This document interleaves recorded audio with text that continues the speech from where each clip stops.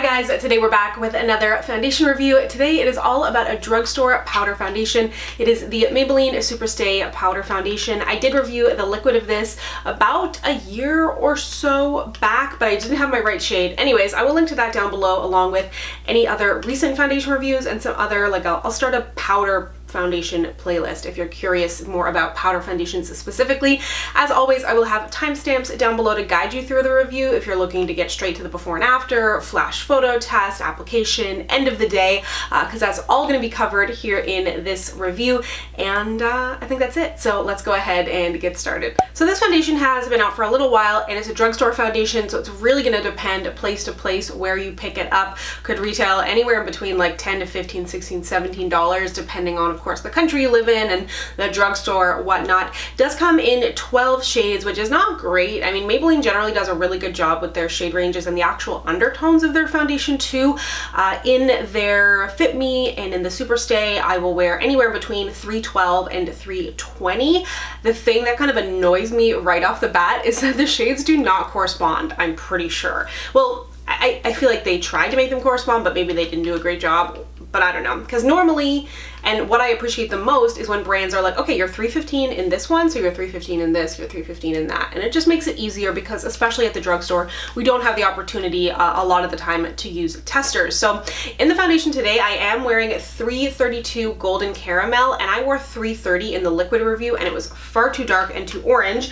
And then also today, I'm probably going to use just a smidge of 355 Coconut just because I do have a tan and I find 332 is a good match for me. If you are generally my color, I would go with this one. But when I actually picked this up when I was in Buffalo in January and I was in Ulta, and the 312 shade looked so light and so yellow. So I'm glad I ended up going with this one. But now that I definitely have a little bit of a tan, it still could have a little bit more depth to it. I am going to also use the shade 220 to not necessarily set my under eyes. I'm actually going to skip concealer altogether today. If you've watched any of my previous powder foundation reviews, generally how I recommend doing powder foundation if you want to wear concealer is do your concealer first on your bare face or after primer, then set that, then go in with your powder foundation. But like I said, I will link to all that down below. So right now I'm going to go ahead and prime half of my face and I will come back to apply the foundation.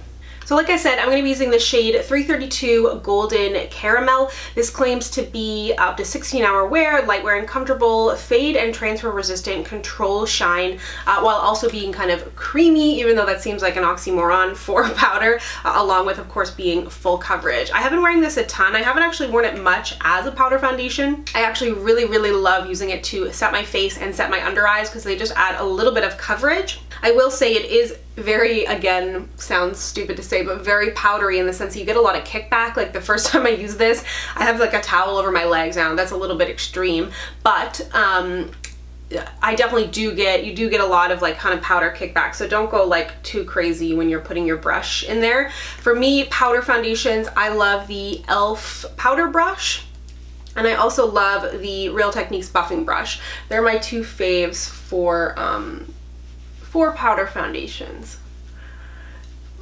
So I'm just gonna go ahead and buff this into my skin. And with powder foundation, depending on the formula, of course, you have so much room to play with coverage. Like you can just do a little tiny bit of coverage, or you have the ability to build it up, or you have the ability to use it just to set your face. So you have a lot of different options depending on the formula. So I think you can see, and like I said, I definitely do have some more color than normal, but I think you can see that this is a little bit dulling my tan. And I think you can see how messy it is. Can you see I've got a bunch of powder all over my finger here? So be careful with that. It is kind of messy. Just gonna keep building it up. And powder foundations are quick too. If you don't have a lot of time and you just want to like even out your skin, throw on a powder foundation, mascara, brow gel. That's a classic for me. So I think you can see it gives me coverage. I almost never find a powder foundation to be as full coverage as a full coverage liquid. So I mean, kind of manage your expectations there. And again, it's going to depend on your skin and what kind of things you're trying to cover as well. But that being said, I think you can still get good coverage. It's just a different product, you know, like I just have different expectations and would wear a liquid on a different day than I would a powder. So there's nothing, there's something, and let me just put on a little of the coconut, which is like, it's dark, but I just need a little bit of something because it really kind of is not a great shade match, which is really unfortunate. Because I don't know if you knew or if they announced it. I mean, they normally don't announce this kind of stuff, but they did discontinue, or they are discontinuing, the Better Skin powder, which is a powder that I really liked, and the foundation and the concealer to make way for this guy, I'm pretty sure. And this is a bigger, fluffier brush because I don't want to buff in a bunch of this really dense stuff. This is a Moda powder brush. Just because I want to add this color, but it's dark. But I think this kind of brings some more life to me. So you see, I'm getting actually really good coverage, as you can see. I have built it up a lot, and I think people with dry skin potentially could wear powder foundation. Again, depends on the formula. I know Color Science makes like a really creamy powder foundation, not a huge shade range on that. I did a review that a while back. But you can also use a good primer and also like a what did I use the other day? This, which I found was quite dewy, the Wet n Wild Photo Focus Primer Water, or something like that, to add a little dew to the skin. But yeah, I really like the way this looks. So I think I'm gonna stop there, but I think you can see I definitely got good coverage. As much as a liquid, no, but still very good coverage. And when I'm reaching for a powder foundation, I'm never looking for full coverage anyway. So I think this does a good job. And like I said, I am going to set my under eyes with the shade 220. I think with any product, and I know I've said this before, but I prefer not to build up anything on my face too much. Like if you want to have a full coverage foundation, find a super full coverage foundation so you only need to put a little bit on your face. So if you're reaching for this and you're like, I want it to be super full coverage, I don't know that that's going to be the case, and you're just going to end up piling too much on. Like I put on way more than I ever would just to really test out how full it goes. Because like I said, I have been using this a ton as a setting powder, which I really like it for a lot. This is probably gonna give me flashback what I'm doing here now. Still reaching for the Real Technique setting brush, even with no liquid concealer. Something about my face just looks weird. I don't know what it is. Maybe it's I just need to get the rest of my makeup on, but I think that the coverage is good. The shade match is, you know, could use a little bit of work, but it's really easy to work with, and I'm obviously blabbing on and on and on here too, so it's much faster when you're just doing it by yourself. But I'm gonna go ahead and take some flash photos and I will be right back. Okay, I have the rest of my makeup on, which is actually very, very minimal. Bronzer, blush, highlight, eyebrow gel, mascara, and a lipstick. And of course, everything that I'm wearing will be listed down below. I'm wearing one of these, Throwback, which I just looked, and they still are available, I think, on for some retailers, but is the Maybelline Color Jolt. Remember these when lip paints were like a really big deal like a year and a half ago? And I'm also wearing my all-time favorite highlight, which I have not stopped talking about, and it seems to be not so available at the moment. I actually reached out to them to figure out if it's coming back in stock, or, you know, what the deal is with this highlight, because I keep talking about it and you guys are like, I can't find it. So it is the Maybelline Puma highlight. If you see it anywhere, I haven't stopped wearing it. I love it so much, and I doubt that they'll be able to make it permanent because it's probably like some kind of contracted term with Puma, but maybe they can release it under another name. Anyways, it's a really good one. But what I will say, things look good. I did the photo test. I thought here in my lighting, I thought that it looked good.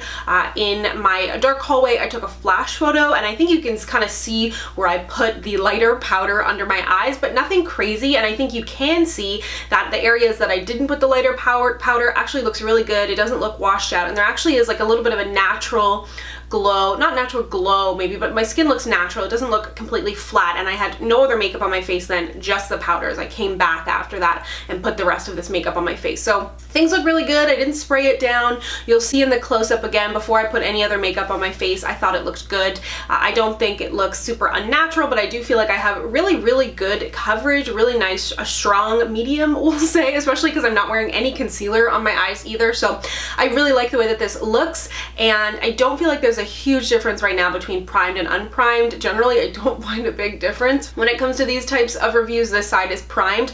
But anyways, I will go ahead and check in with you in some Natural Light Midday. No, I will go... How did I mess that up? I say the same thing like every time.